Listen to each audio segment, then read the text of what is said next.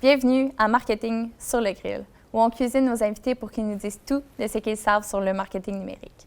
Aujourd'hui, on est avec Stéphanie Allard de la Chambre de commerce Industrie Bois-Franc-Érable et on jase d'accompagnement pour les entreprises vers le numérique.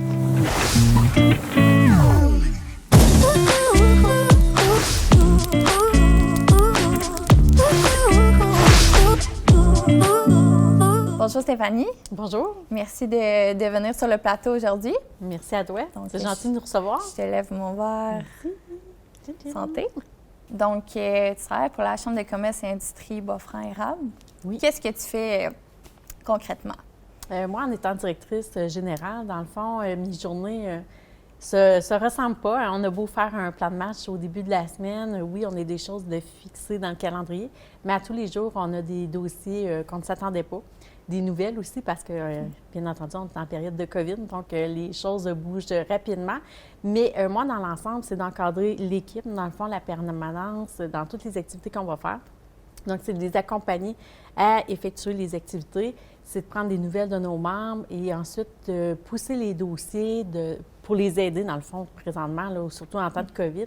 Donc, c'est de voir les opportunités, quel dossier qu'on peut défendre autant pour toutes les instances gouvernementales qu'il y a présentement, et puis aussi de voir quel projet qu'on peut développer pour encore aider nos membres à se développer, à fusionner pour des contacts, tout ça, du réseautage, de la formation, des conférences, tout ça, c'est d'être vraiment à l'affût de ce que c'est la tendance du marché présentement, puis qu'est-ce qu'il y a à venir aussi pour pas juste les mois à venir, mais les années à venir. Il faut être très au courant de tous les domaines. Veux pas. C'est dans les entreprises, donc on touche à tous les volets, que ce soit agriculture, manufacturier, que ce soit du commerce au détail, du service à la clientèle. Donc, notre éventail est quand même large des entreprises, puis il faut être au courant là, pour être sûr de bien servir notre clientèle dans tous les domaines.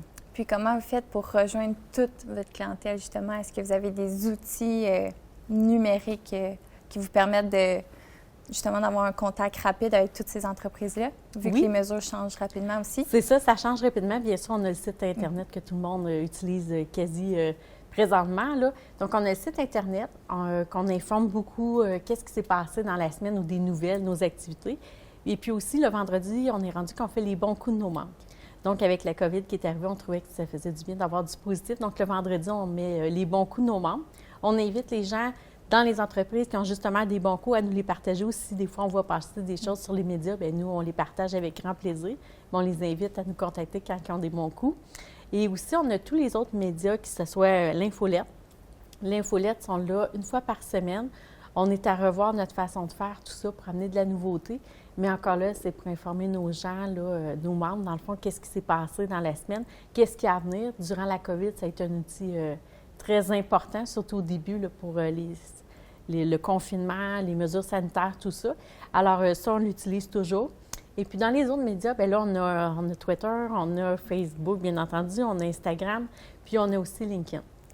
Et est-ce qu'on aura TikTok éventuellement? Je ne sais pas. Je sais qu'il y a une grande... C'est toi qui es passionné du marketing. Oui. Tu sais que c'est un média que, oui, qui était plus pour la jeunesse, mais il ne faut tellement pas le négliger parce que il y a une vague qui est rendue là-dessus. C'est le futur aussi. Exact. C'est le futur. Puis non, c'est pas juste la jeune clientèle parce qu'il y a beaucoup de placements de produits qu'on peut faire via TikTok, qu'on peut repartager sur les autres médias. Donc, Puis quand tu disais que tu offrais mais il y avait des formations. Est-ce que c'est des formations qui sont maintenant possibles en ligne? Là, c'est du virtuel. Tout virtuel. Encore, je dirais, je ne peux pas m'avancer comme ça, mais je pense qu'on est là-dedans encore jusqu'en janvier 2022, environ, du virtuel. Donc, c'est sûr d'offrir quelque chose de nouveau, mais c'est sûr que oui, la base va rester pareille, mais c'est d'avoir des bons sujets qui sont accrocheurs. Et je dirais aussi, oui, des ateliers, des formations, mais qu'il y a un contact quand même, une période d'échange. Ça vient faire différent que juste regarder un écran et, oui, prendre des notes, tout ça, prendre des connaissances. Mais quand il y a un échange, bien au moins, on vient retrouver un contact humain qu'on aime habituellement aussi en personne. Mais c'est la façon de faire. Mais au moins, on continue d'être actif, d'informer nos gens, de les tenir au courant. Avec la formation, ça fait différent, tout ça. Puis je pense qu'avec la pandémie, bien oui, ça nous oblige à moins voyager pour le travail, moins voyager quand on avait des activités. Bien, c'est de prendre ce temps-là pour justement se développer soi-même puis amener des connaissances, des formations en entreprise. Puis, est-ce que vous avez été approché par des entreprises qui n'avaient pas de stratégie pour être en ligne, justement, qui avaient besoin de de se faire un peu, comment on dit ça? Comme un peu aider, se faire aider, propulser à aller vers en ligne? Oui, parce que quand le début de la pandémie, on recule en avril de l'année passée, 2020, quand c'est arrivé, dans le fond, les gens là, cherchaient vraiment une façon de se faire connaître parce que, oups, ils avaient peut-être oublié que le web allait prendre la place. Je veux pas, on était tous en même place en ne pensant pas que ça allait arriver. Donc, avec qu'est-ce qui est arrivé, ça les a mis en action pour se développer. Alors, au mois de mai puis juin, là, dans le fond, de ces 2 mois-là, nous, on a offert des capsules justement sur le marketing pour se déployer sur les réseaux sociaux. Et puis là, oui, il y a des entreprises qui ont commencé à avoir leur boutique en ligne, de se développer. J'ai même des boutiques qui ont participé. Puis là, c'est le fun de voir ça parce que là, ils font encore des capsules. Ils continue. C'est ça, ils continuent à présenter leur collection sur les médias sociaux, bien, surtout sur Facebook, ils continuent à montrer ça. Sur Instagram, ils mettent des posts. Fait que oui, ils ont leur site Internet. Puis Dieu se dit que c'est beaucoup d'ouvrages à tenir à jour aussi. Ça prend un employé qui tient l'inventaire, qui fait la promotion. Mais quand je vois qu'ils servent de Facebook pour aller mettre des capsules, de présenter leur collection, bien, pour moi, ça fait un beau wow, parce que moi-même, je vais aller le regarder en ligne. C'est ça. Ça fait différent, on s'est habitué, puis on n'a plus besoin de se déplacer, mais au moins, on achète local. Exactement. Puis ces gens-là, sûrement qu'eux aussi ont des bons retours, des bons commentaires. C'est qu'est-ce qu'on aime en temps de pandémie, c'est de voir aussi l'humain en arrière de l'entreprise. Puis je trouve que les réseaux sociaux nous apportent ça, justement. On est capable de voir des visages, ils nous parlent de leurs produits encore plus passionnés, j'ai l'impression, qu'avant.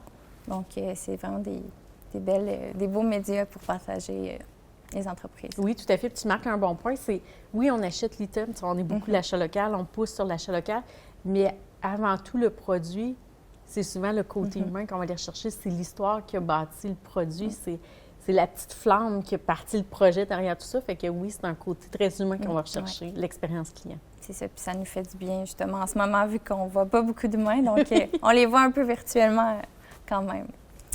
Puis sinon, est-ce que vous avez une stratégie quand même claire pour la Chambre des commerces?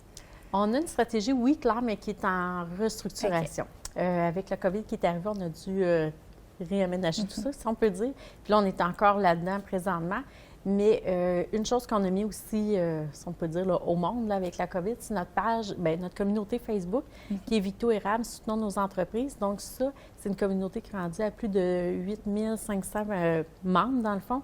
Puis là, c'est vraiment les entreprises qui vont aller faire la promotion de leur entreprise, de leurs produits. Ou même, toi, tu cherches quelque chose, bien, tu fais une demande sur la communauté. Les gens vont répondre, dans le fond, puis ils vont se référer. Donc ça, on a parti ça en se disant, ah ben wow, ça va être le fun, ça va durer au moins pendant la COVID, tout ça, mais là, on se rend compte que la COVID est encore là, mais ça continue encore à être utilisé, puis que ça, c'est une belle fierté. Donc, ça amène que, oui, notre stratégie marketing, on doit le revoir encore là. Fait qu'on est encore là-dedans, puis c'est important. Puis je dirais, oui, on a un plan, mais à tous les mois, il faut se réajuster. On n'a pas le choix.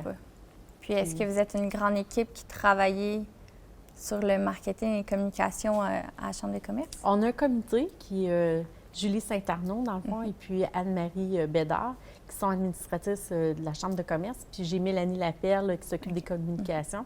C'est sûr que moi, par la bande, je suis impliquée un peu, là. Mais oui, c'est sûr qu'on va revoir nos choses avec des belles nouveautés encore là pour l'année qui s'en vient. Donc, ça prend une belle grande... Bien, pas nécessairement une grande équipe, mais ça prend une équipe de gens motivés, justement, qui sont prêts à innover avec qu'est-ce qui est offert en ce moment. Exactement. Puis les vidéos, on en voit de plus en plus. Des fois, on ne veut pas trop faire des petites vidéos avec nos téléphones, mais c'est rendu là. On est puis là. Ça fonctionne. C'est ça. Il faut embarquer dans la vague. Ça prend des fois un petit 5 minutes de ta journée, puis c'est fait. Stéphanie, on est rendu à la question médium bien cuit. Donc, c'est quoi les bons coups que tu as vus des entreprises sur le web? Je dirais les bons coups qu'on a vus dernièrement sur le web, c'est l'économie circulaire qui s'est développée.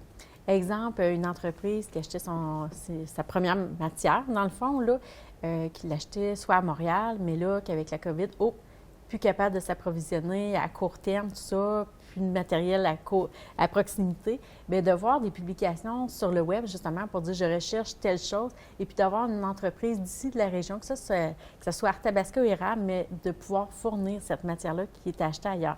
Donc, l'économie circulaire qui s'est développée, et autant qu'une autre entreprise, elle avait besoin de contenants en verre avec les bouchons, tout ça. trouvent plus ça. C'est pris dans des containers. En plus, quand il y a eu la grève du port de Montréal, les containers sont pris là, cherchent des pots. Elle met une annonce sur les médias sociaux, dans le fond. Puis là, c'est un compétiteur qui lui a offert de lui vendre, dans le fond, la matière première, qui était des pots, tout ça. Et puis, je trouve ça beau de voir ça parce que c'est un compétiteur, mais l'échange, puis dire, ben un jour, tu me le remettras. Exactement. Et ça, je trouve, c'est des beaux coups de cœur. Puis, est-ce qu'il y a une entreprise qui est partie de zéro puis qui est arrivée sur le web? Est-ce que c'est arrivé?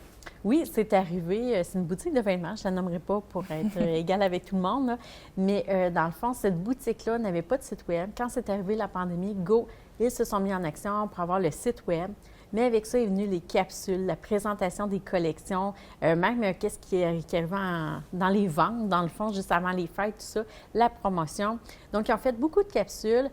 Aussi sur Instagram, mais aussi d'impliquer l'équipe. Donc, l'équipe est impliquée dans les capsules. Donc, chaque jour, même, je dirais, là, à chaque jour, il y a une capsule qui est mise sur les médias sociaux. Et puis, chaque conseillère, dans le fond, fait sa capsule, tout ça. Puis, c'est le matin. Donc, les femmes sont invitées, puisque c'est une boutique de femmes, sont invitées à prendre leur café et de regarder la capsule et les présentations. Il y a des conseils aussi pour, on peut mettre un foulard, on peut mettre un collier, tout ça. Fait que je trouve qu'ils ont créé un beau moment qui leur représente, dans le fond. Et puis, c'est sûr que ça vient encore mettre un contact humain. Puis que là, on sait que c'est telle conseillère qui a proposé telle chose. Donc, ils se font connaître, elles aussi. Puis je sais que ça fonctionne bien, puisqu'il y a même des commandes qui viennent de l'extérieur. Donc ça, c'est le fun de voir. Oui, ça rayonne ici dans la région Bois-Franc-Érable, mais ça rayonne aussi à l'extérieur. Puis ça, c'est beau de voir ça. Donc, il faut laisser une chance au marketing parce qu'on peut y prendre plaisir vite. Oh oui! Merci beaucoup, Stéphanie. Merci à toi. Donc, on se retrouve la semaine prochaine pour un prochain épisode de Marketing sur le grill.